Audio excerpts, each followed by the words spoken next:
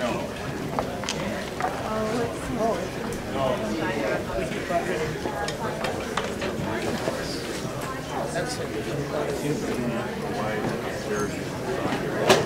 finance too.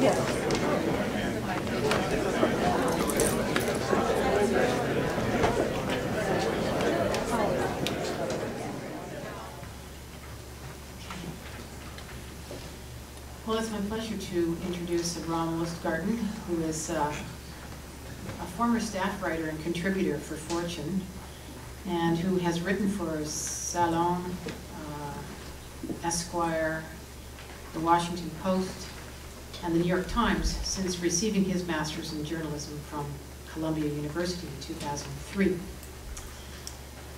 In 2010, he received the George Munk Award for environmental reporting.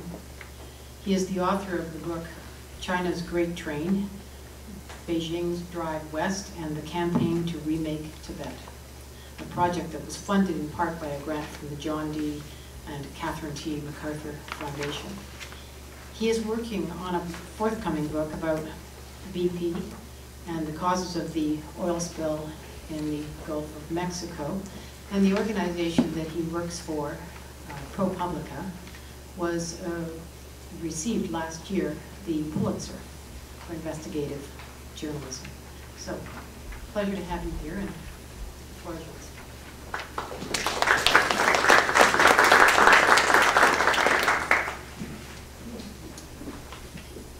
Good afternoon. It's very good to be here and an honor to be a part of this discussion, which has been robust and extremely informative, and also honored to have at least formally the last word. I've been covering energy and environmental issues, as you heard, for the past 7 or 8 years, covering natural gas issues, and including hydraulic fracturing for the last 2.5. Wanted to tell you a little bit today about what I've found over that time, and where I think that the issues lie going forward. First, let me tell you a little bit about ProPublica. We're a nonprofit newsroom. We focus on investigative reporting, as you've heard. We work as a news agency of sorts. Our mission is to partner with other news outlets in doing the very long-form, tenacious, and expensive reporting that business pressures have kept other media outlets from doing today. We do that with the purpose of increasing accountability and transparency in government, in business, and in society. We give our material away. Our partners publish it without any fee or any contracts of any sort. And in addition to the Pulitzer, we've been recognized with dozens of awards in our first 2 years of operation. We were founded in 2008 when my editor, Paul Steiger, left the Wall Street Journal. He'd been the paper's managing editor for 16 years. He hired Steve Engelberg, who is the former investigations editor for the New York Times, and they picked up about 30 reporters like myself. We receive about 80% of our funding, a little bit more than that, from the Sandler Foundation in San Francisco, and about 20% from other funders who are the usual suspects in the philanthropy world, the MacArthur Foundation, the Knight Foundation, the Pew Charitable Trust, and so forth. ProPublica operates with a strict separation of church and state, as would any nonprofit organization like NPR News or Associated Press, which are both also nonprofits. Our funders have no influence in what we choose to cover, when we cover it, and no knowledge, in fact, of what we plan to publish until it appears for the public consumption. And we don't have any particular political alignment either. We publish on the energy industry, my work. We've written extensively about the New Orleans Police Department. We've published very critical coverage of Obama's stimulus package and his loan modification plan. But we tend to, as an investigative news organization, write critical news, and as such, we don't make a lot of friends. We often end up being the target of kind of shoot the messenger kind of attacks and criticism. So I began my reporting on natural gas expansion in the United States and its implications for water in April of 2008. I had come to ProPublica from Fortune, you heard. In Fortune, I covered environmental issues in the energy industry, including the tar sands in Alberta, Sakhalin Island's natural gas projects in Russia, LNG, the fascinating story of LNG, which you heard a little bit about earlier, and lots of other issues around drilling.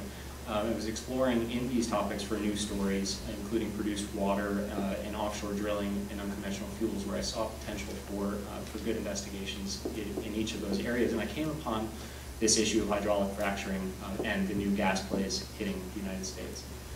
I had lived for some time in Garfield County, Colorado, for a number of years, and back in 1997 I was a newspaper reporter there and wrote about some of the earliest gas wells there, took tours of those facilities.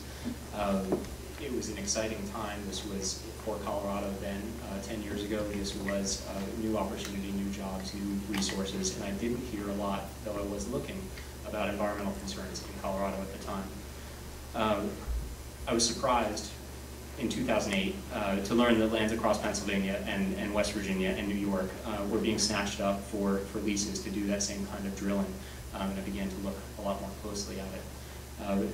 In the course of that reporting, a couple of scientists at the U.S. Geological Survey raised some fairly basic questions and turned my attention to this process of hydraulic fracturing.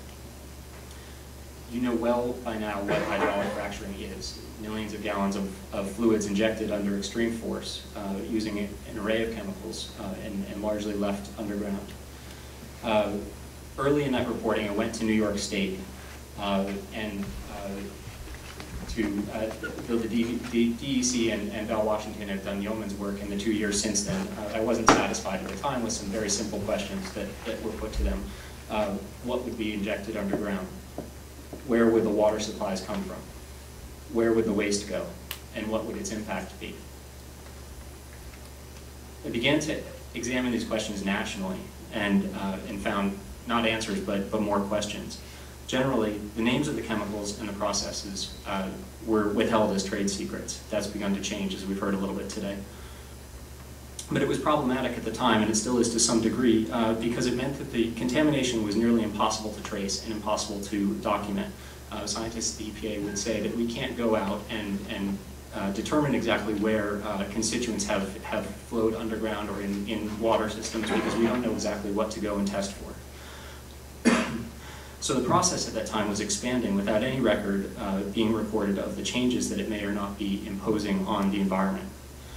Federal laws provided an environmental baseline for drilling activity, but fracturing was specifically exempted from regulation. It's actually not even allowed to be regulated in the United States at the federal level. This meant that while there were some applicable regulations, fracturing represented a vague area in the body of knowledge around drilling and its impacts on the environment at best. No state that we found at the time was tracking where the fluids went underground, and few records were kept about how often and where fracturing was used, at least in any kind of accessible and usable form.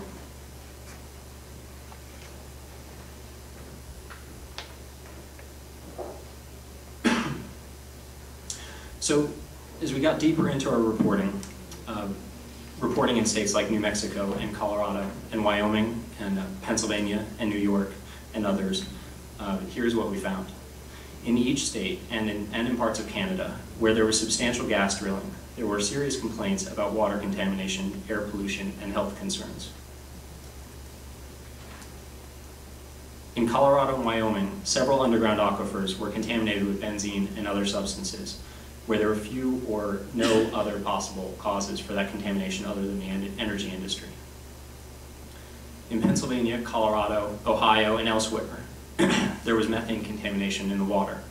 Now, this is not the same as fracturing chemicals, and it can happen naturally, as you heard earlier. But this methane in these places was thermogenic in origin, meaning it came from either the same or very similar geologic formation to the natural gas. And it seemed to imply some sort of pathway between the drilling happening nearby and the contamination reported.